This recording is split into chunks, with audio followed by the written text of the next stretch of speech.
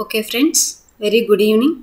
Today we are going to have a brief discussion about losses. So optical fiber losses, how the signal degrade in optical fibers due to losses. Okay, first one, attenuation, absorption, scattering and bending losses.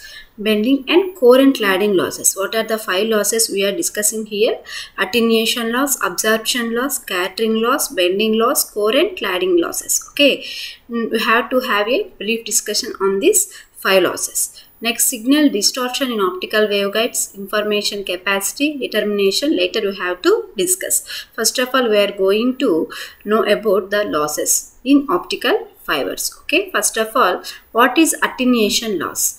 Attenuation loss, major role determining the maximum transmission distance a transmitter and a receiver travels along a fiber.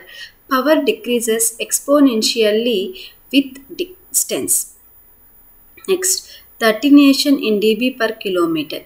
Alpha is equal to 10 by L of log 10 of P in by P out. Input power by output power. So, what is this defined as? It is defined as the ratio of optical input power to optical output power. Okay, along with the length of L. Next,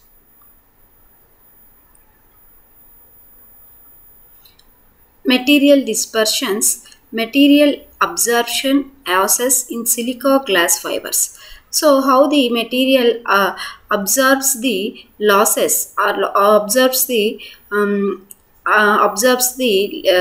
this power, and how it can be determined as losses in silica glass fibers.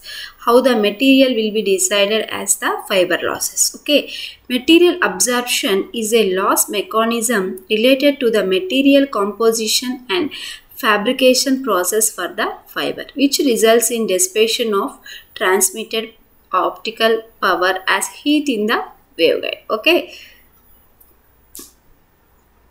What is material absorption? Material absorption is a loss mechanism related to the material composition and fabrication process for the fiber, which results in dissipation of transmitted optical power as heat in the waveguide. Next, absorption is caused by three different mechanisms. What are the three different mechanisms? Absorption by atomic defects in the glass composition, in the glass composition, extrinsic absorption by impurity atom in glass materials, intrinsic absorption by basic atoms of the material. Okay. Next, material absorption, we have seen about three types. Next, atomic defects, absorption by atomic defects. So, how the glass fibers absorbs the power due to absorbs the unwanted radiation by atomic defects. Atomic defects, imperfections of the atomic structures, missing molecules, high density clusters of atom groups or oxygen defects in the glass structure. Okay. Next, it is very negligible, but significant ionization, radiation, nuclear reactor environment in medical radiation therapies, etc. But it is very significant in those fields. High radiation may accumulate several years. Okay, high radiation may accumulate for several years. Next, absorption by atomic defects. We have already discussed about absorption by atomic defects. Now, how the radiation damages the internal structure. These damage affect energy of ionized rays, dose rate. How the ionization of rays increases the damaging effect and the dose rate. The total dose received by material is expressed in the units of radians. Next, 1 radian of silicon is equal to 0.01 J per joules per kg. If ionization radiation increases, what will be happen? Atomic defects or attenuation centers increases. So, attenuation finally increases. Okay.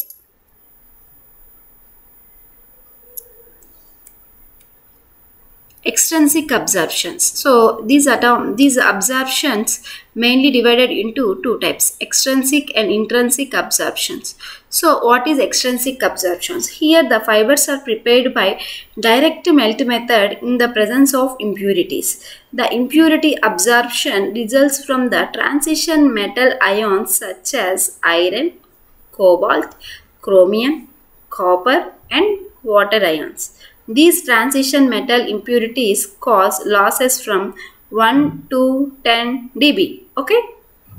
These transition metal impurities causes loss from 1 to 10 dB due to the impurity absorptions. Okay. Next, extrinsic absorptions. Next one, again the extrinsic absorption continuation.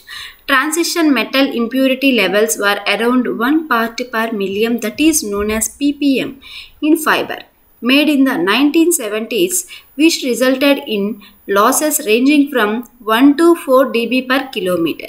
These losses occur electron transitions between the energy levels within these ions. Okay, within these ions only these absorption mainly concentrated, and how the per 1 million, per 1 part, how the millions of impurities will be concentrated in the fiber. Okay, next one.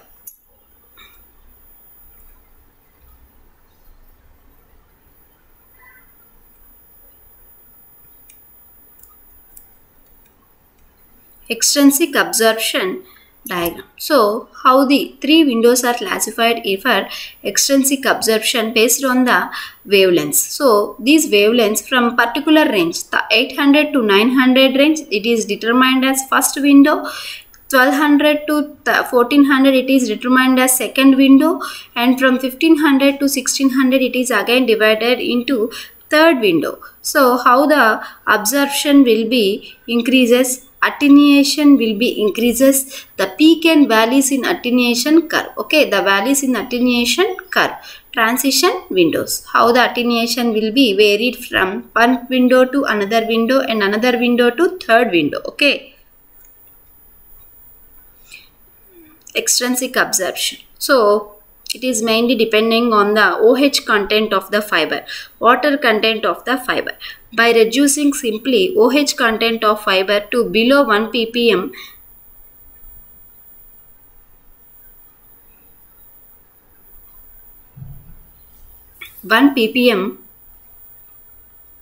single mode fibers have nominal attenuation of 0.4 dB per kilometer at 1300 nanometers 0 band.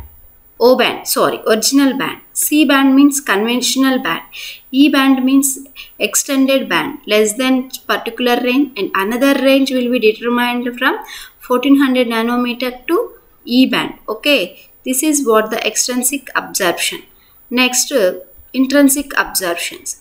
It is mainly associated with the basic fiber material. It occurs when the material is in a perfect state with no density variations, impurities, etc. It results from electronic bands in near UV region and atomic vibration bands in near infrared region.